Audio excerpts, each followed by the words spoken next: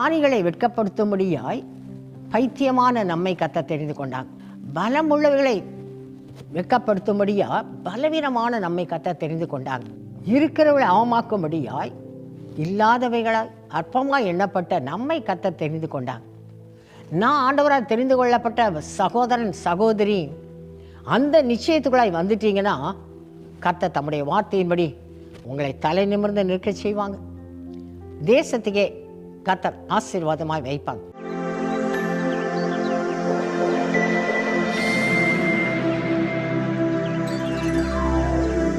கர்த்தருடைய நாமத்துக்கு மகிமை உண்டாவதாக. அருமையானவர்களே, ஆண்டவருடைய வார்த்தை சொல்லுகிறது 1 கொரிந்தியர் 1 அதிகாரம் 28வது வசனத்தின் பின்பகுதி சொல்லுகிறது, தேவன் தெரிந்து கொண்டார் என்று. அருமையானவர்களே, இன்னைக்கு நம்மை கர்த்தர் கிருபையாய் தெரிந்து கொண்டார். ஆண்டவரால் தெரிந்து கொள்ளப்பட்டவர்கள் என்ற ஒரு நல்ல ஒரு பட்டம் நமக்கு கர்த்தர் கொடுத்திருக்கிறாங்க. அந்த பட்டம் தகுதி இம்மைக்கு மாத்திரமல்ல, இம்மையிலும் ஆசீர்வாதம் உண்டு, மறுமையிலும் ஆசீர்வாதம் உண்டு. அப்படிப்பட்ட ஒரு அந்தஸ்தை கொடுத்த கர்த்தர் மறுமையிலும் கூட பாருங்க, ராஜாதி ராஜாவோடு கூட நித்திய காலமாய் அரசாளும்படியான ஒரு மேலான ஒரு ஆசீர்வாதத்தை கர்த்தர் கொடுத்திருக்கிறாங்க. அருமையானவர்களே, உலகத்தில் உலக பிரகாரமாக பார்த்தா சிலர் சொல்லுவாங்க, நான் இத்தனை மாஸ்டர் டிகிரி முடிச்சிருக்கிறேன், இத்தனை பட்டம் வாங்கியிருக்கேன், நல்ல காரியம்தான். ஆனால் அவைகளெல்லாம் பாருங்கள், உலக பிரகாரமான ஒரு ஆசீர்வாதம், ஏதோ கொஞ்சம் ஆசீர்வாதம், அந்த ஆசீர்வாதங்களெல்லாம் நிலையானது அல்ல. ஏதோ உலக பிரகாரமான ஒரு ஆசீர்வாதம் வேணும், அந்த ஆசீர்வாதம் வேணும், படிப்பு வேணும், நல்ல பதவி, நல்ல அதிகாரம், அதுக்காக நம்ம ஜெபிக்கிறோம்.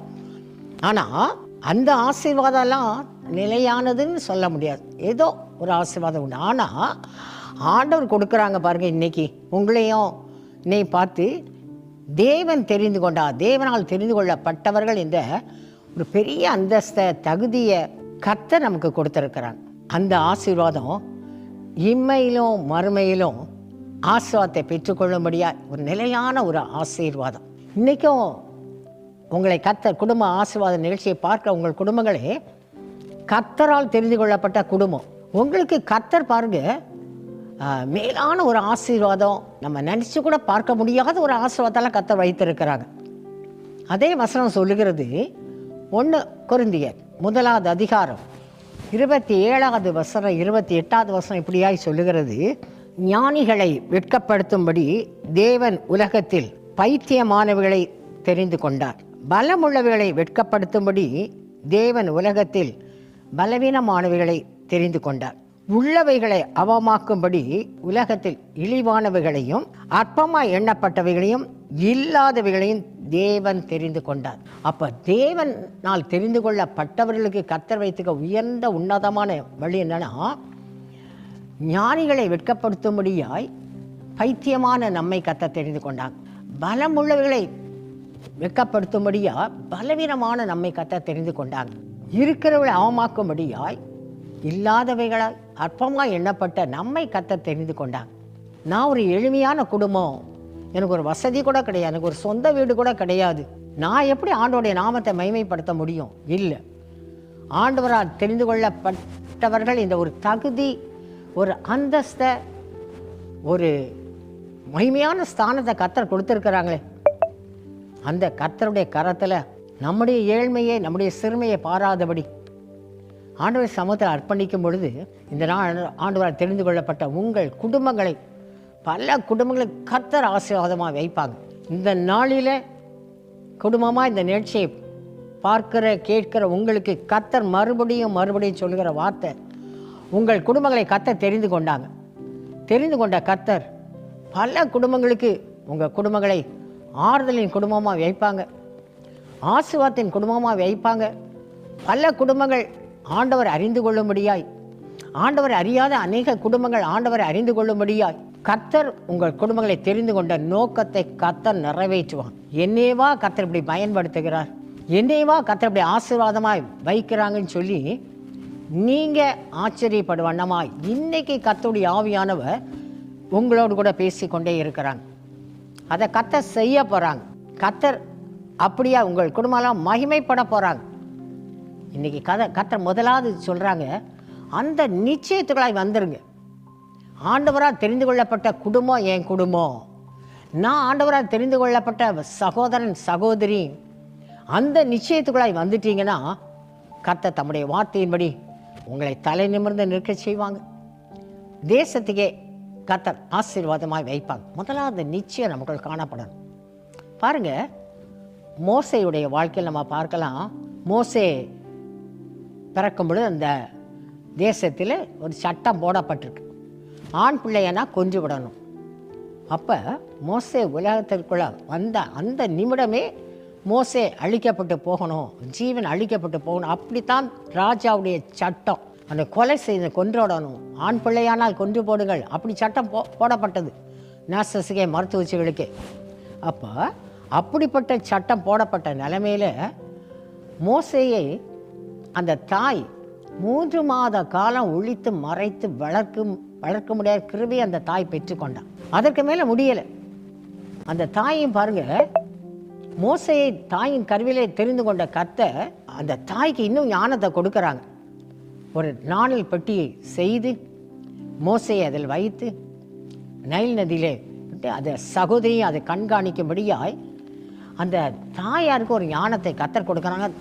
ஆண்டவர் அப்படியாய் மோசையை தெரிந்து கொண்ட கர்த்தர் மோசைக்கு அப்படிப்பட்ட ஒரு வழிநடத்தல் காணப்படுது. பாருங்கள், நைல் நதியிலே நாணல் பெட்டிக்குள்ளே மோசே 3 மாத குழந்தை இந்த மோசே வைக்கப்பட்டு நைல் நதியில் விடப்படும் பொழுது பார்வோனின் குமாரத்தி கண்களிலே படும்படியாய் கர்த்தர் அப்படிப்பட்ட ஒரு வழிநடத்தலை கர்த்தர் கொடுக்குறாங்க.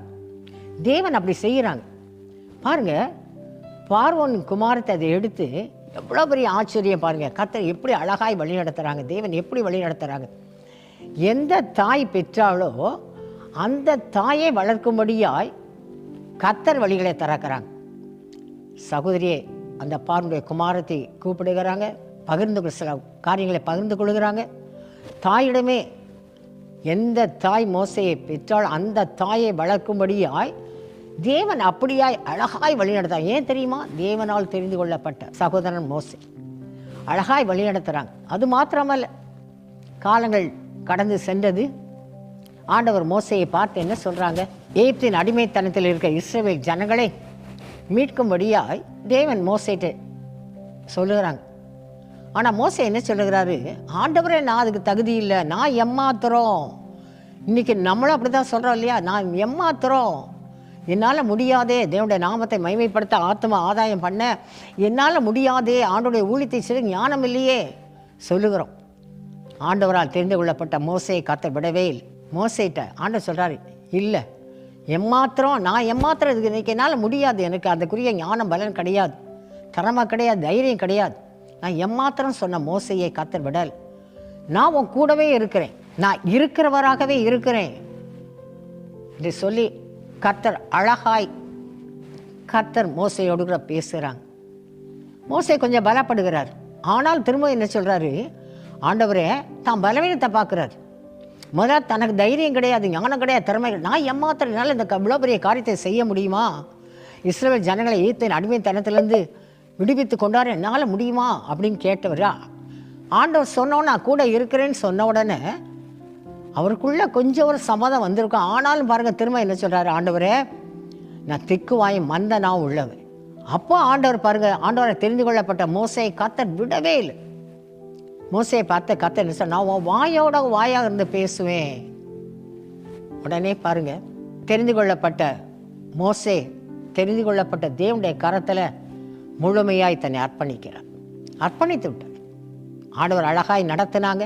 கடினப்பட்ட பார்வனுடைய இருதயத்தில் தேவனை கர்த்தரை குறித்த பயம் உண்டாகும்படியாய் இஸ்ரவேல் ஜனங்களை அனுப்பும்படியாய் கர்த்தர் கிரியை நடப்பிக்கிறாங்க மோசையின் மூலமாய். அது மாத்திரமல்ல, இஸ்ரவேல் ஜனங்களை வழிநடத்தி வரும்பொழுது நேர் பாதையாய் வராதபடி கர்த்தர் சுற்றி வர செய்து செங்கடல்கள் முன்பாக பாளையம் இறக்குறாங்க. அவங்க முன்னேறி போக முடியாதபடி செங்கடல் தடையாய் காணப்படுகிறது. பின்னாக பார்வோன் சேனை பின்தொடர்ந்து வரும்படியாக கர்த்தரே அப்படிப்பட்ட வழிநடத்தல் கர்த்தரே கொடுக்குறாங்க. அந்த வேளையிலும் ஆண்டவரால் தெரிந்து கொள்ளப்பட்ட மோசேக்கும் ஜனங்களுக்கும் கர்த்தர் தம்முடைய வல்லமை வெளிப்படுத்தும்படியாய் கர்த்தர் செங்கடலை எண்ணாய் பிளந்து வெட்டாந்தரிலே ஜனங்களை நடத்தி சென்றார் அக்கறை. பார்வோனின் சேனை கடலிலே மூழ்கடிக்கப்பட்டது என்று பார்க்கிறோம். அருமையானவர்களே, தேவனால் தெரிந்து கொள்ளப்பட்ட மோசே பிறந்த அடுத்த நிமிடமே கொன்று போடணும், அவன் ஜீவன் அழிக்கப்படுமான நிலைமை. ஆனால் எப்படியெல்லாம் கர்த்தர் நடத்தி வருகிறாங்க, தப்பி பிழைக்கும்படியா எப்படி பாதுகாத்து, எப்படி நான் கூடவே இருப்பேன், நான் உன் வாயோடு வாயாந்து பேசி, நான் செங்கடலே உனக்கு தடையாக வந்தால் நான் தடையை மாற்றுவேன்னு சொல்லி தேவனால் தெரிந்து கொள்ளப்பட்ட மோசையை வழிநடத்தி இன்றைக்கி இஸ்ரவேல் ஜனங்களை வழிநடத்தும்படியான ஒரு மேலான பாக்கியத்தை கொடுத்த கர்த்தர் இன்றைக்கும் ஆண்டுடைய சமூகத்தில் தேவனால் தெரிந்து கொள்ளப்பட்ட நீங்கள் மோசையை போல் ஆண்டுடைய கருத்தில் அர்ப்பணிச்சிருங்க. இன்றைக்கி அந்த அர்ப்பணிப்பை தான் கர்த்தர் கேட்குறாங்க. இன்றைக்கி தேவனால் தெரிந்து கொள்ளப்பட்டவர்களா இந்த நிகழ்ச்சியை பார்க்குற நீங்கள், நான் தெரிந்து கொள்ளப்பட்டவன நிச்சயம் மாத்திரமல்ல, தெரிந்து கொள்ளப்பட்ட தேவனுடைய கரத்தில் அர்ப்பணிச்சிட்டிங்கன்னா இன்றைக்கி எத்தனை பாடு இருக்கட்டும், எவ்வளோ தடை இருக்கட்டும், ஆண்டோட நாமத்தை மகிமைப்படுத்த முடியலை, பல தடைகள் காணப்படலாம், பல போராட்டங்கள் காணப்படலாம், பலவீனங்கள் இருக்கலாம், ஞானம் இல்லைன்னு சொல்லலாம், என்னால் பிரசங்கிக்க தெரியாதுன்னு சொல்லலாம். ஆனால் அர்ப்பணிச்சிட்டா, அர்ப்பணிப்பது நம்முடைய வேலை. கிரியை செய்வது கர்த்தருடைய கரத்தில். கர்த்தர் கிரியை நடப்பிப்பாங்க. தேவனால் தெரிந்து கொள்ளப்பட்ட உங்களை கர்த்தர் மறுபடியுமாய் சொல்லுகிறாங்க, இந்த தேசத்துக்கு ஆசீர்வாதமாய் வைப்பாங்க. ஞானம் இல்லைன்னு சொல்கிற உங்களை அநேக ஞானவான்கள் முன்பாக தலை நிமிர்ந்து நிற்கச் செய்வாங்க. ஆண்டோடைய நாம மகிமைப்படுவாங்க, கர்த்தர் கிருபை பாராட்டுவாங்க. அது மாத்திரமல்ல, எனக்கு பலனே கிடையாது, எனக்கு சரீரத்தை எவ்வளவோ பலவீனம், ஆவி ஆத்மா சரம் பலவீனத்தோடு காணப்படுது. இல்லை, பலப்படுத்துகிற கர்த்தருடைய கரத்தில் ஒப்பு கொடுத்துட்டிங்கன்னா, அர்ப்பணிச்சிட்டிங்கன்னா ஆவி ஆத்மா சரீரத்தை கர்த்தர் பலப்படுத்துவாங்க. பலவான்களுக்கு முன்பாக தேவ பலத்தினாலே, உன்னதமான பலத்தினாலே, கர்த்தருடைய பலத்தினாலே எழும்பி நின்று ஆண்டுடைய நாமத்தை மகிமைப்படுத்த ஆண்டவருக்கு திரள் ஆத்மகளை ஆதாயம் பண்ணும்படியாக கர்த்தர் கிருபை பாராட்டுவாங்க. ஆகையினால முதலாவது நிச்சயம் காணப்படும், ஆண்டவரால் தெரிந்து கொள்ளப்பட்ட குடும்பம் நிச்சயம் காணப்படும். ரெண்டாவது, அர்ப்பணிப்புக்குள்ளாய் மோசையை போல அர்ப்பணித்தருங்க. இன்னும் கூட பாருங்கள், வேதாமத்தில் பார்க்கலாம், பேதுருவை குறித்து நம்ம பார்க்கலாம். ஆண்டவர் பாருங்கள், லூக்கா 5 சொல்லப்படுகிறது, ஆண்டவர் ஊழியத்தின் பதிலே திரளான ஜனங்களுக்கு முன்பாக ஆண்டவர் தம்முடைய வார்த்தையை அறிவிக்கிறாங்க. கடற்கரை ஓரமாக வராங்க, அங்கே 2 படகு நிற்கிறது. அதில் ஒரு படகு சீமோன் பேதுருடைய படகு. அந்த படகிலே கர்த்தர் அமர்ந்தாங்க. ஜனங்களை பார்த்து ஆண்டவர் தம்முடைய வார்த்தையை சொல்லுகிறாங்க. அந்த பேதுருவை தான் கர்த்தர் பார்த்து, நீ இனி மீன் பிடிக்கிறவனாய் அல்ல, மனுஷரை பிடிக்கணும்னா இவனை மாற்றுன்னு சொல்லி கர்த்தர் பேதுருவை அழைக்கிறாங்க. மீன் பிடித்து கொண்டதை பேதுருவை அழைக்கிறாங்க. யோசித்து பாருங்களேன், ஆண்டோடைய வார்த்தையை கேட்க முடியாது எத்தனையோ பேர் வந்திருந்தாங்க, திரளான ஜனங்கள் வந்திருக்கிறாங்க. எவ்வளவோ வசதி உள்ளவங்க இருக்கலாம், ஆட்டு மந்தை வச்சிருக்கலாம், மாட்டு மந்தை வச்சிருக்கலாம், குதிரைகள் வச்சிருக்கலாம், கழுதைகள் வச்சு எவ்வளோ வயல்வெளிகளோ வைத்திருக்கலாம். ஆனால் அப்படிப்பட்டவங்களையெல்லாம் கர்த்தர் தேடலை. மீன் பிடித்து கொண்டிருந்த பேதுருவை கர்த்தர் அழைக்கிறாங்க. அந்த பேதுருவை கர்த்தர் தெரிந்து கொண்டாங்க. திரளான ஜனங்கள் ஆண்டவர் வார்த்தை கேட்க வர்றாங்க. ஆனால் பேதுருடைய படகில் வந்து அமர்ந்த பேதுருவை கர்த்தர் அழைக்கிறாங்க. பேதுருவை கர்த்தர் தெரிந்து கொண்டாங்க. பாருங்க, பார்க்கலாம், அந்த பேதுரு ஆண்டவருடைய சமூகத்தில் அந்த பெந்தேகொஸ்தே அனுபவத்தை அழைப்பை பெற்றுக்கொண்ட பேதுரு, பெந்தேகொஸ்தே அனுபவத்தை பெற்ற அந்த ஆவியாண்ட வல்லமை நிரப்பப்பட்ட பேதுருவை கர்த்தர் அநேகருக்கு ஆசீர்வாதமாக கர்த்தர் வைத்தாங்க. பேதுருவை கர்த்தர் அழைக்கும் பொழுது, பேதுரு, என்ன ஆண்டவரே, நான் மீன் பிடிக்கிறவனாச்சு, எனக்கு எப்படி ஊழியத்தை செய்ய தெரியும், எப்படி நான் மனுஷனை பிடிக்கிற ஒரு ஊழியத்தை செய்ய முடியும், எனக்கு ஞானம் இல்லையா, நான் கடல்லே கடந்தேனே, எப்பவும் கடல் தண்ணிக்குள்ளேயே கடந்தேனே ராவு மகளா, என்னை இப்படி வெட்டாந்தரையில் ஊருக்குள்ளே கொண்டு போனால் என்னால் என்ன செய்ய முடியும், எதுவுமே கேட்கல. ஆண்டவர் அழைத்தார். தான் மீன் பிடிக்கிற தொழிலை விட்டுட்டு ஆண்டவருக்கு பின்னாக வந்த பேதுரு அந்த பெந்தேகொஸ்தே அனுபவத்தை பெற்றுக்கொண்டார். அக்கினிமயமான நாவலால் நிரப்பப்பட்டார்.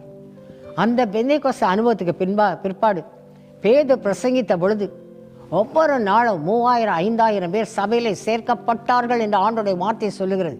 யாரை? மீன் பிடித்த பேதுருவை, கடல்லே கடந்த கடல் தண்ணிக்குள்ளே கடந்த பேதுருவை எத்தனையோ கிராமங்கள், எத்தனையோ பட்டணங்கள், எத்தனையோ தேசங்களுக்குள்ளாய் ஆத்மா ஆதாயம் செய்யும்படியாய், ஆத்மகள் ஆண்டோடைய மந்திர ஒவ்வொன்றா 1000 கணக்காய் ஆண்டோடைய ராஜ்யத்தில் சேரும்படியாய் கர்த்தர் தெரிந்து கொண்ட பேதுருவை கர்த்தர் ஆசீர்வாதமாய் கர்த்தர் வைத்தார். அருமையானவளே, அது மாத்திரமல்ல, ஆத்ம ஆதாயம் மாத்திரமல்ல, பேதுரு ஆண்டுடைய வல்லமையால் நிரப்பப்பட்ட பொழுது, அந்த பேதுரு ஜெபிக்கும் பொழுது பிசாசின் பிடிந்த மக்கள் விடுதலையாக்கப்பட்டாங்க. முடவர்கள் நடந்தாங்க. செவிட்டு ஊமையான பிசாசு வெளியேறினது. வியாதியஸ்தர்கள் சொஸ்தமாக்கப்பட்டாங்க. பேதுருவை கொண்டு கர்த்தர் மகிமையான காரியங்களை கர்த்தர் செய்தார். அற்புதங்களை செய்தாங்க. பிசாசின் பிடிந்த விடுதலையாக்கப்பட்டாங்க. அநேக ஆத்துமக்கள் தேவனுடைய ராஜ்யத்திற்கு சேர்க்கப்பட்டாங்க. யாரை? மீன் பிடித்த பேதுரு. ஏன் தெரியுமா? ஆண்டுடைய வார்த்தைக்கு கீழ்ப்படிச்சார். உடனே கூப்பிட்டுட்டாரா? தேவன் கூப்பிட்டுட்டாங்க, கர்த்தர் கூப்பிட்டுட்டார். உடனே மலையெல்லாம் போட்டு மீன் பிடிக்க தொழிலை போட்டு ஆண்டவருக்கு பின்னாடி வந்த பேதுரு அந்த ஆவியானுடைய பலத்தால் நிரப்பப்பட்டு கர்த்தர் தெரிந்து கொள்ளப்பட்ட அந்த பேதுரை கர்த்தர் கனப்படுத்தினாங்க. இன்னைக்கு அருமையானவளை, முதலாவது தேவனால் தெரிந்து கொள்ளப்பட்ட குடும்ப நிச்சயத்துக்குள்ள வாங்க. தேவனால் தெரிந்து கொள்ளப்பட்டவள் இந்த தேவனுடைய கரத்தில் அர்ப்பணிச்சிருங்க. ஆண்டவரும் உங்கள் கரத்தில் அர்ப்பணிக்கிறேன். மோசையை போல கர்த்தர் உங்களை அநேகரை ஆண்டவர்களை வழிநடத்த முடியாத கிருபையை கர்த்தர் கொடுப்பாங்க. பேதுருவை போல ஆண்டோடைய வார்த்தைக்கு கீழ்ப்படிஞ்சிருங்க. ஆண்டுடைய கரத்தில் ஒப்பு கொடுத்து உங்கள் வார்த்தையின்படி உலகம் எங்கு போய் சர்வ சிருஷ்டிக்கும் சுவிசேஷத்தை அறிவிங்கள் சொன்னாரே, அந்த வார்த்தைக்கு கீழ்ப்படிங்க. ஆறுதல் இல்லாதவங்களுக்கு ஆறுதல் சொல்லுவேன் நான் ஆண்டவரேன். இல்லாதவங்களுக்கு என்னால் முடிஞ்ச உதவியை செய்வேன், என்னால் முடிஞ்ச நன்மையை செய்வேன். உங்கள் வார்த்தையை எடுத்து சொல்லுவேன். உங்கள் ஆத்மா பாரம் முறிந்து ஜெபிப்பேன். நான் தரப்பில் நிற்பேன் ஆண்டவரே. உங்களுடைய சத்தியத்தை நான் எடுத்து சொல்லுவேன் ஆண்டவரே. உங்கள் வார்த்தைக்கு நான் கீழ்ப்படுகிறேன். அந்த அனுபவத்தோடு இன்னைக்கு அர்ப்பணிக்கும் பொழுது தேவனால் தெரிந்து கொள்ளப்பட்ட உங்களை கர்த்தர் உங்கள் குடும்பங்களை மகிமையான சாட்சியாக கர்த்தர் நிறுத்துவாங்க. உங்கள் குடும்பங்கள் மூலமாய் கர்த்தருடைய நாமம் மகிமைப்படும். நீங்கள் சொல்லுவீங்க, என்னேவா என் குடும்பத்தையா கர்த்தர் இப்படி கனப்படுத்தினா, என் குடும்பத்தையா கர்த்தர் இவ்வளோ பேருக்கு ஆசீர்வாதமாக வைத்திருக்கிறாங்க. ஒன்றுக்கு உதவாத, ஞானம் இல்லாத, ஒரு வசதி இல்லாத என்னை இவ்வளோ பெரிய கனத்தை கொடுப்பாங்க, நான் நினைத்து கூட பார்க்கவில்லை என்று சொல்லும்படியாய் கர்த்தர் இந்த நாளில் இந்த நிகழ்ச்சியை பார்க்கிற உங்கள் குடும்பம் மூலமாய் கர்த்தருடைய நாமம் மகிமைப்படும். கர்த்தர் உங்களை உயர்த்துவாங்க. அந்த ஆசீர்வாதத்தை பெற்றுக்கொள்ளும்படியாய் இந்த நாளை கர்த்தருடைய கரத்தில் நம்ம எல்லாரும் அர்ப்பணித்து ஜெபிக்க போகிறோம். நாம் ஜெபிப்போம். ஸ்தோத்தரிக்கிற ராஜா, நாங்கள் நன்றியோடு துதிக்கிறோம், சோதரிக்கிறோம் ஐயா. இந்த நாளில் ஆண்டவரே தெரிந்து கொள்ளப்பட்ட குடும்பமாய் ஆண்டவரே ஒவ்வொருவரையும் கர்த்தாவே நீங்கள் முன்குறித்த கிருபைக்காய் நன்றி ஆண்டவரே. இந்த நிகழ்ச்சியை பார்த்து இந்த வேளையில் ஜெபிக்கிற ஒவ்வொருவரையும் ஆண்டவரே நீங்கள் தெரிந்து கொண்ட கிருபைக்காய் நன்றி ஆண்டவரே. தெரிந்து கொள்ளப்பட்டவர்கள் என்ற ஆண்டவரே ஒரு நிச்சயத்தை ஒவ்வொருவர்களாய் தாருங்க ராஜா. நானும் என் குடும்பம் தேவனால் தெரிந்து கொள்ளப்பட்ட குடும்பம் என்ற நிச்சயத்தை ஒவ்வொருவருக்கும் தாருங்க ராஜா.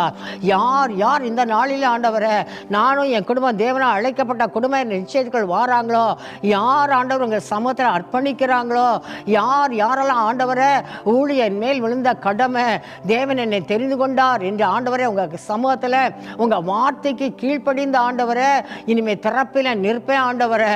உங்கள் மாற முறிந்து ஜெபிப்பேன், உங்கள் வார்த்தையை நான் அறிவிப்பேன், ஆறுதலாக ஆறுதல் சொல்லுவேன், என்னால் முடிந்த நன்மையை உதவி செய்வேன் என்று யார் யார் ஆண்டவரே உங்கள் கரத்தில் ஒப்பு கொடுக்குறாங்களோ, அர்ப்பணிக்கிறாங்களோ ஒவ்வொரு மீது விசேஷித்த ஆவியாண்ட வல்லமை இறங்குவதாக, கர்த்தருடைய அபிஷேகம் இறங்குவதாக. ஆண்டவரே மோசையை பயன்படுத்தின கர்த்தர் பேதுருவை பயன்படுத்தி ஆண்டவரே பல கட்டப்பட்ட மக்கள், பிசாசின் பிழிந்த மக்கள் விடுதலை ஆகும்படியாய் பேதுரு அற்புதங்களை செய்த தேவ வல்லமை இப்பொழுது ஆண்டவரை அர்ப்பணிக்கிற ஒவ்வொரு மீது இறங்குவதாக. வல்லமுள்ள தேவர் ஒவ்வொருவரையும் வல்லமையாக நிரப்பிடுங்க, கூர்மையான அம்பாக்கிருங்க ராஜா. இந்த நாளில் தேவனால் தெரிந்து கொள்ளப்பட்ட குடும்பம் என்று உங்கள் கரத்தில் அர்ப்பணித்திருக்க ஒவ்வொரு மூலமாய் உங்கள் நாம மகிமைப்படுவதாக, ஊழியத்தின் வழி வாசல்கள் திறக்கப்படுவதாக. ஒவ்வொருவரையும் கண்டு கர்த்தாவே அற்புதம் அதிசயம் செய்திருங்க ராஜா. உங்கள் நாம மகிமைக்காய் இந்த நாள் ஒவ்வொரு குடும்பத்தை கர்த்தர் சாட்சியாக எழுப்பும்படியாக நாங்கள் ஜெபிக்கிறோம் ஐயா. கர்த்தாவே அப்படியே எங்கள் ஜெபங்களை கர்த்தர் கேட்டபடியாக நன்றி ஆண்டவரே. இந்த நாளிலே இந்த குடும்ப ஆசீர்வாத நிகழ்ச்சியை பார்க்கிற கேட்கிற ஒவ்வொரு குடும்பங்களையும் நீங்கள் தெரிந்து கொண்டீங்க. தெரிந்து கொண்ட நோக்கத்தை நிறைவேற்றும்படியாய் ஆண்டவரை நீங்கள் ஆண்டவங்க வல்லமை நிரப்பி விட்ட தயவுக்காய் நன்றி. உங்கள் நாம மகிமைப்பட போறபடியால் சோத்தரிக்கிறேன். உங்கள் கிருபையின் கருத்துக்களை தாழ்த்தி ஒப்பு கொடுக்கிறேன். உங்கள் நாம உயர்த்தப்படட்டும். இயேசுவின் மூலம் ஜெபம் கேளும் நல்ல பிதாவே, ஆமென். அருமையானவர்களே, நிச்சயத்தோடு காணப்படுங்க. தேவனால் தெரிந்து கொள்ளப்பட்ட குடும்பம் நிச்சயம் காணப்பட்டோம், அர்ப்பணிப்பு காணப்படட்டும். அந்த அர்ப்பணிப்பில் நிலைத்திருங்க. ஆண்டோடைய வார்த்தைக்கு கீழ்ப்படிந்து ஆண்டவருக்காக எழும்பும் பொழுது கர்த்தருடைய நாமம் உங்கள் மூலமாய், உங்கள் குடும்பங்கள் மூலமாய் மகிமைப்படும்.